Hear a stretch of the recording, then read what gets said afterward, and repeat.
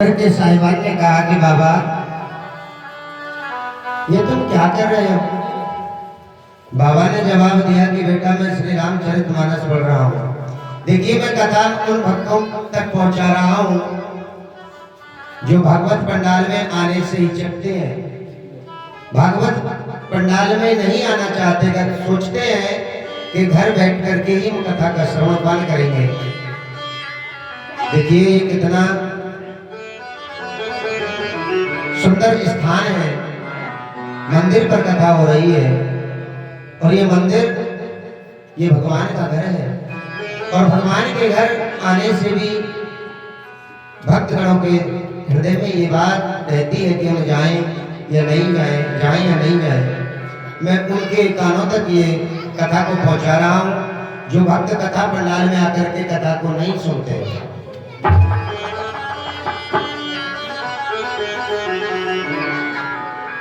साहिबान ने पूछा कि बाबा ये तुम क्या कर रहे हो।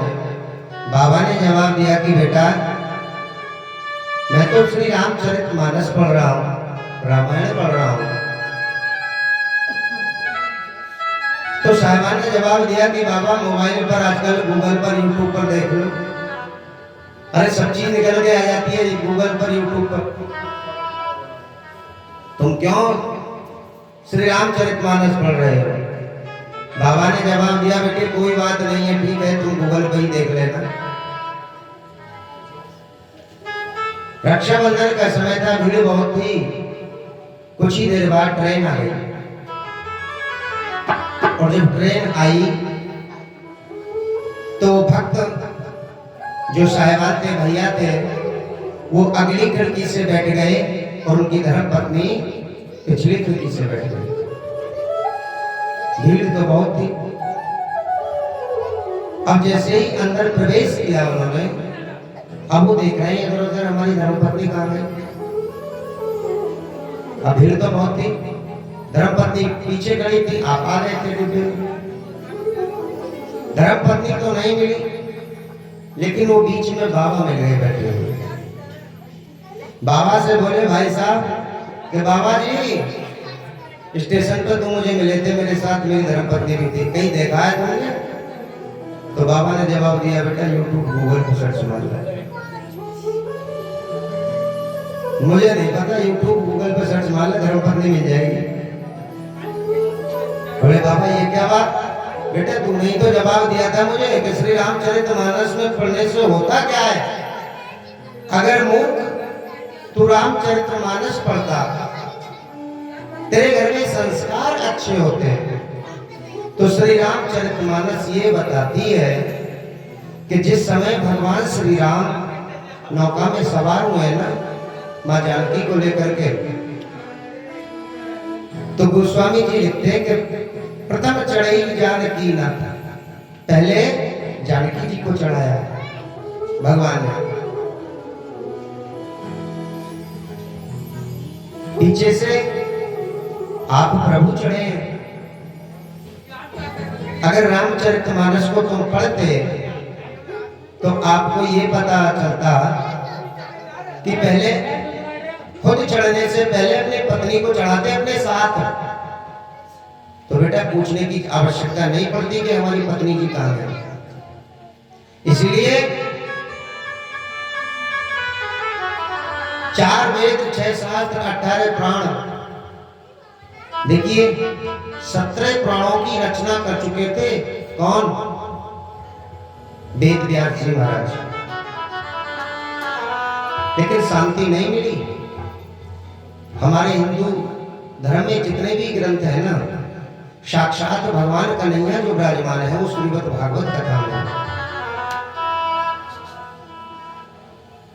18वें प्राण की रचना की थी वेद व्यास जी महाराज ने। कौन सा प्राण था वो श्रीमद् भागवत महापुराण, जिसको सुनने से, मात्र सुनने से ही सीधे मोक्ष के द्वार हम भक्त सभी पहुंच जाते हैं। लेकिन आजकल जैसे रामचरित्र पढ़ने की आवश्यकता क्या है, गूगल पे सर्च मार लेते हैं, तो भक्त सोचते हैं कथा पंडाल में जाने की आवश्यकता क्या है, महाराज जी तो कथा को बोल रहे हैं, अपने चार पाई पे ही बड़े बड़े कथा को सुन लेंगे। देखिए बड़े अफसोस की बात है, भागवत कथा को सुनने से मिलता क्या है? गया भी जाओ, देखिए 3 बात बता रहा हूं मैं आपको। जिनके घर में पैसा नहीं रुकता हो, जिनके घर पैसा नहीं रुकता हो, जिनके घर से बीमारी नहीं टूटती हो, जिनका घर में मन नहीं लगता हो, समझ लेना घर के अंदर पितृ दोष है। और जब पितृ दोष घर के अंदर होता है तो कितनी भी भगवान की पूजा कर लो, कितने भी मंदिर चले जाओ, तुम्हारे घर में सुख शांति नहीं हो सकती। गया जी चले जाओ, ब्रजघाट चले जाओ, हरिद्वार चले जाओ, तिगरी चले जाओ, कहीं भी चले जाओ, शांति नहीं होगी। पितरों को शांति कराने के लिए एक उपाय है, तो केवल श्रीमद् भागवत कथा। महाराज जी ने आपको बताया होगा कि भागवत कथा करने से, हमें सुनने से समस्त ग्रामवासियों का, एक का नहीं, समस्त ग्रामवासियों का उद्धार हो जाता है। जो प्रेत आत्माएं भटकती हैं ना, जो अकाल मृत्यु में चले जाते हैं, प्रेत आत्माएं भटकती हैं इधर उधर, वो आकर के श्रीमद् भागवत कथा को पंडाल में बैठ करके सुनती हैं और उनका उद्धार हो जाता है, मोक्ष की प्राप्ति हो जाती है। हमारे पितरों को मोक्ष मिल जाता है श्रीमद् भागवत कथा को सुनने से और कराने से। लेकिन भक्तों की अलग अलग रुचि है कि भक्त सुनना भी पसंद नहीं करते। कोई बात नहीं, इसका नाम कलयुग है, और कलयुग में तो देखिए बताया है कि कलयुग केवल हरि गुण गाहा, गावत नर पावई भवतार। कलयुग में आपको कोई विशेष पूजा पाठ करने की आवश्यकता नहीं है, केवल भगवत की चर्चा, जहां भगवान की कथा चल रही हो। देखिए रामचरितमानस अगर हम पढ़ते हैं तो हमें